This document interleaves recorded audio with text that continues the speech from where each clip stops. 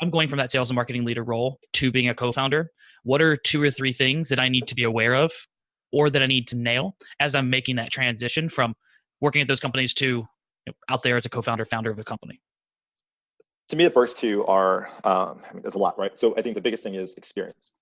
There's visionaries that are out there that understand how to, what they want to do and start a business, and it works, right? We see it time and time again. Companies like Facebook and others that were just, hard, well thought out ideas that just became executed and just flourished.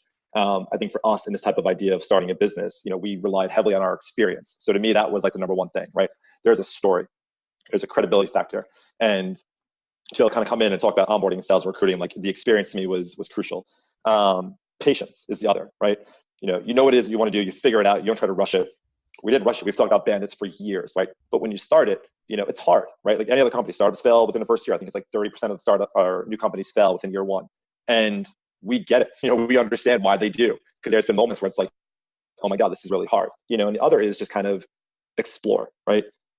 I don't think I could do this from like a co-founder perspective of having the sales hat, the business hat, the partnerships hat, the ops hat, the marketing hat, all these different types of things. We had a very specific marketing approach, which was just to be absolutely quiet for 2 reasons. One, we wanted to go and get the work and prove it, right? So we can come back and be like, oh, hey, by the way, look what we just did. The other is I had moved a lot in my career in the last 3 or 4 years. So I wanted to prove to myself that I can go and bust my ass and do this, to come back and say, hey, look, I'm back. And to me, it was like, I just had been building on this idea for so many years, and Viju and I just hashed it out. So to me, it's like, those are the 3 things, right? It's the experience, it's the patience, and it's just the idea that you have to go and try different things and learn, right? Like I forced myself through the hardest times of my life, and it hurt, man. It was hard. But when you can come out on the other side, and you can look back at it and reflect on it and think about the things that you've learned from it, like it's just anything can be done. It's a matter of what it is you want to do. Some people like to play it safe and just kind of get their 9 to 5, do their job, and that is totally fine, right? But with the life that I was dealt, the cards that I was dealt, like I like the journey. I like the experience. I want something unique and different. So to me, it's kind of like, get the experience and understanding the space, know that you're going to have to wear so many hats, right? Like you have to, I don't know marketing from a hole in the wall outside of my own personal social experience, right? But I know that I can get in front of a room and talk, and so that's that. And then just that patience aspect, man, it is so easy to be like, I'm good, I'm done.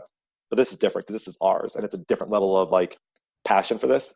And it's like, if we can just ride it out and no other factors are going to stop us, like I trust this guy the way I trusted Jeff Matthews, that guy being Bijou, my partner.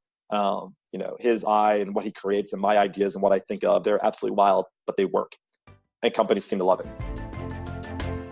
Hey everybody, thanks so much for listening. If you appreciated and enjoyed the episode, go ahead and make a comment on the post for the episode on LinkedIn.